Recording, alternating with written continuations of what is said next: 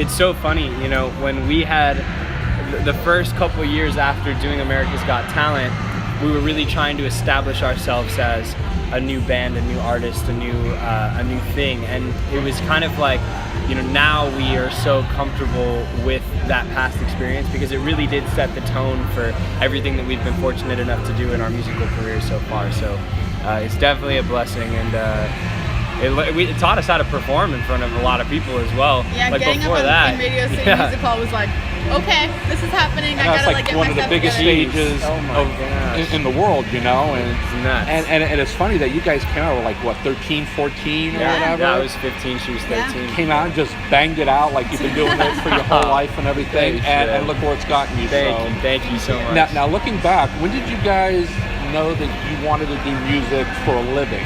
I think, you know, we always had the passion. It was always there, even when we were kids. Growing up, our parents kind of raised us on classic 80s, 70s rock and electronic music.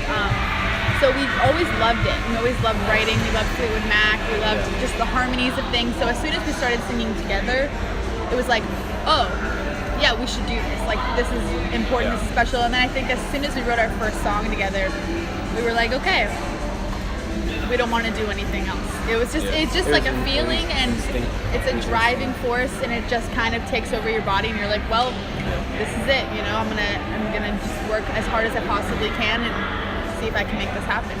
Yeah, so then, you know, it then turned into a writing project, and we were writing for a lot of artists in 2014-15 when we had first signed to Capitol Records.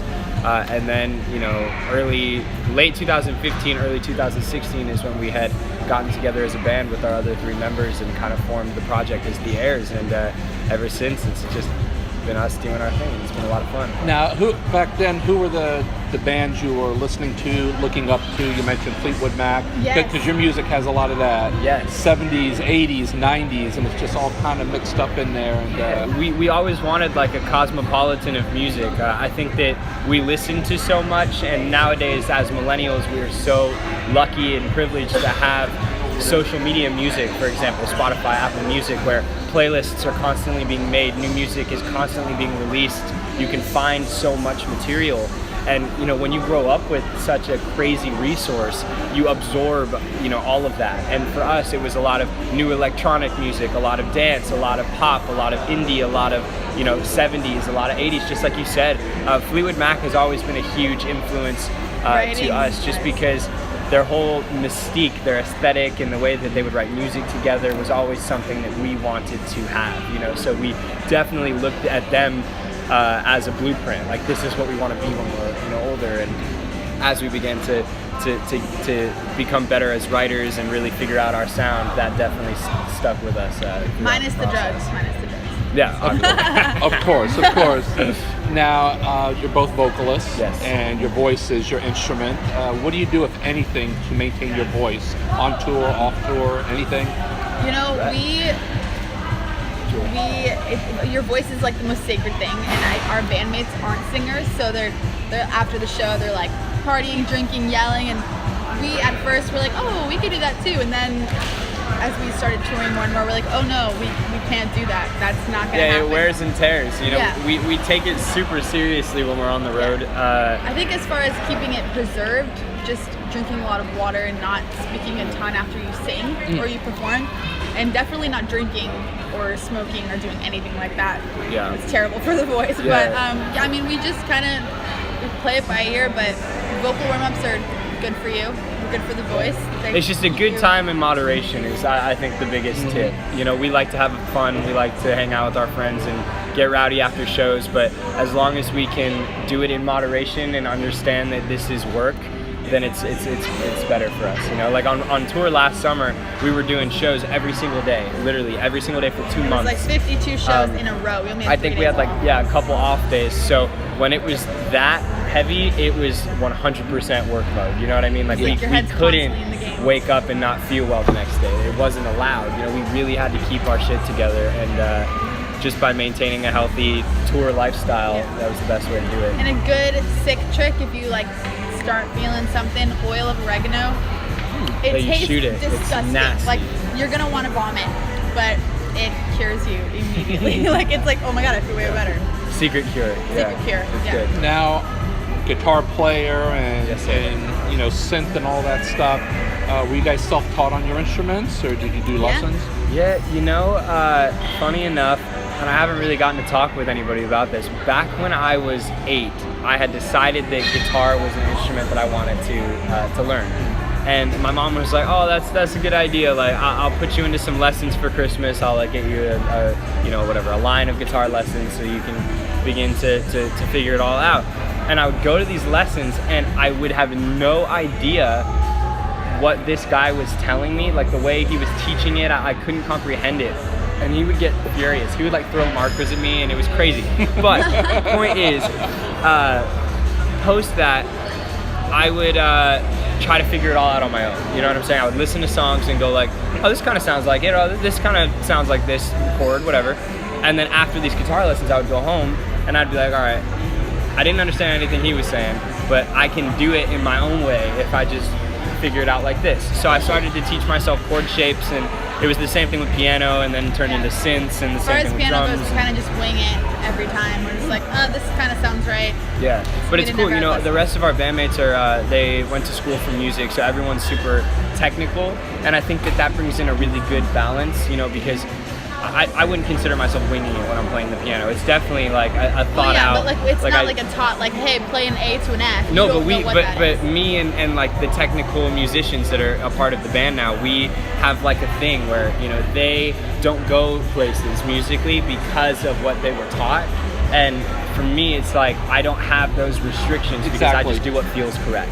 Exactly. And that is a fun balance because, you know, you tell them like, oh, well, I want to go here, and they're like, all right, go here, and then I'm like, but I'm gonna go here afterwards, and like, oh, like I've never done that, and I'm like, yeah, well, it's sick, like it feels right, you know. Exactly. And I think that's a lot of how our dynamic works in terms of creating the newest music that we've been working on, is a lot of just feeding off of each other's information and modifying it to make it exactly who we are. You know? Exactly. So Your own style. absolutely. Now, in light of the Las Vegas tragedy, has that changed your mindset on when you're doing festivals or like tomorrow, like a park type show or Absolutely. anything? Absolutely. I think no matter what you do, where you go, there's always a risk. Yep. And it's so unfortunate that it is happening in this world, especially at a place where you're supposed to kind of be as one, listening to music. You know, like that's just like uncalled for. Yeah.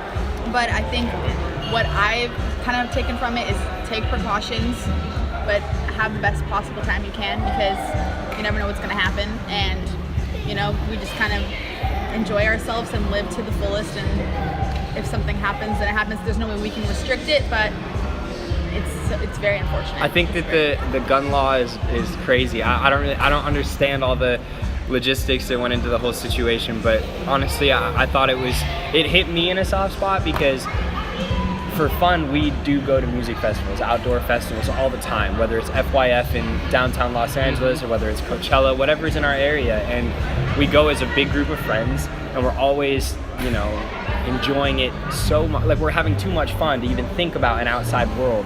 And the fact that it was such an there was such an innocence to the, you know, to the people in the crowd enjoying the show, it's definitely heartbreaking. And I think if anything, it's upsetting for musicians as well, because it is our career path, and we do want to perform on these big stages.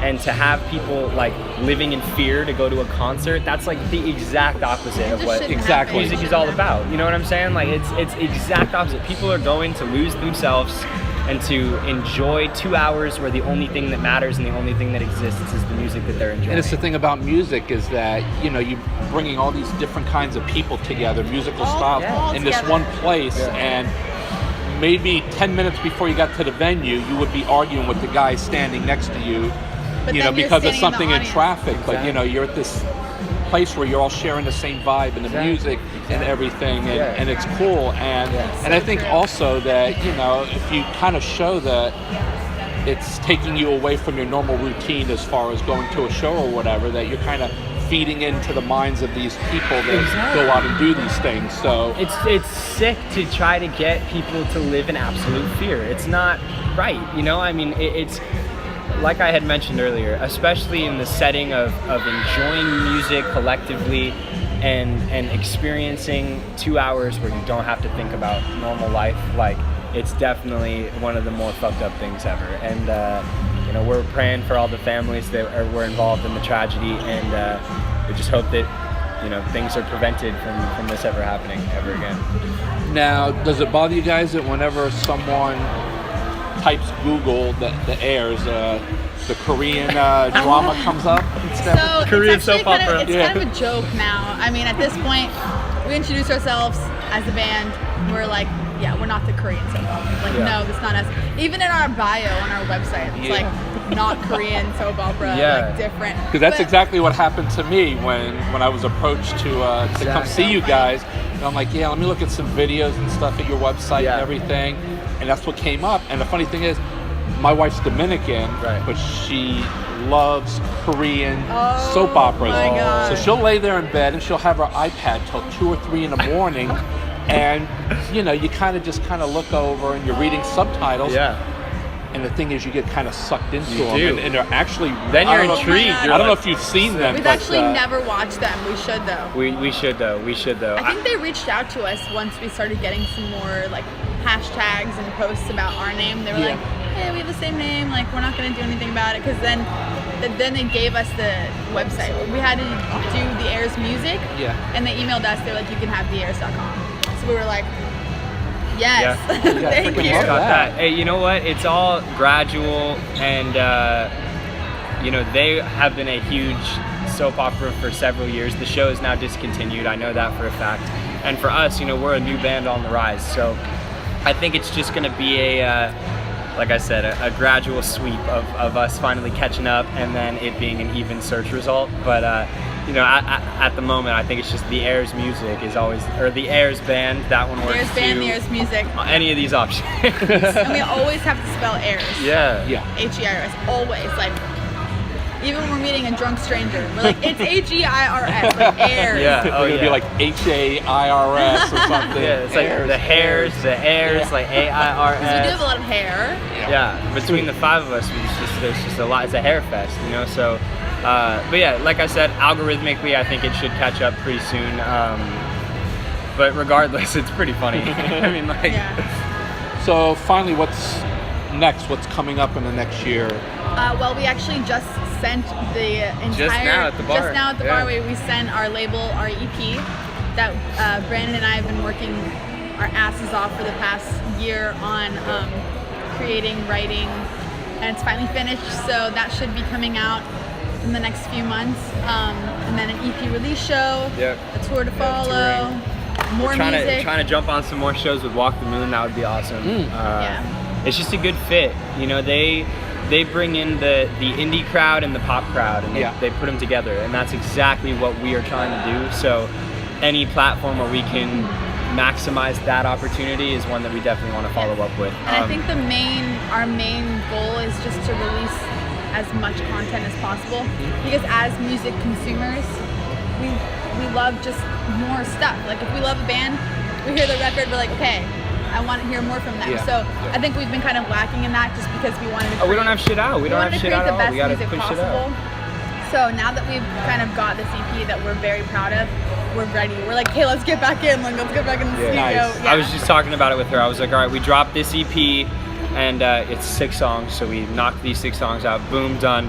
Then we start jumping on another 4-song EP, and we just keep the content going, because, you know, we write a lot. We write like we consume. When we listen to music that we like or that we're into, it's instantly like ideas flowing, like, all right, we can go here, we can take it in these different directions, and that to me is the most exciting thing about being a musician. It's just the constant inspiration that comes from There's listening. No boundaries. Being able to just write music whenever you want, and then produce it, and then be like, hey, I have this song. Well, especially when you're on the road so much, you know, you got hours and hours in between a gig or whatever, and you're just kind of sitting in Oh yeah, this works. Exactly. Right, this is good. Yeah, we travel with a little light production rig between me and Alex, who plays guitar in the band, and lead guitar in the band. And he brings, you know, laptop interface. We bring little keyboards, some synths, like stuff that we use on stage, and we just make a little portable studio. So and the iPhone voice memo mic is like killer. Yes, it is actually. It does yes. cool things, man. We've used it on the EP. Like it's so good. It's so Just for dynamic change, like we'll have all these like hi-fi production elements, and then all of a sudden it'll just strip to this like singular voice memo voice. Oh, so we got to get Apple to endorse you guys or something Let's like do that. it. You know what I mean? Let's Absolutely. do it. Oh my gosh. Well, I want to thank you guys so much for talking with us today, and the park where you're going to be performing tomorrow is brand new. Wonderful. And it's right on the water, right on Miami. So I'm so stoked. weather looks great. So really we're looking forward to it. It's going to be a lot of fun. I heard that there's a lot of fun happenings at the festival as well, so we're definitely going to take advantage of that. It's close to Halloween. Yes, Yeah. yes, exactly. We were this close to dressing up, and then we were like, Well, let's just BS for this one. But thank you so much for taking time out of your day to chat yes, with us. thank you for We coming appreciate here. it, man. It's a pleasure. so kind of you. Thank you. So you got a guitar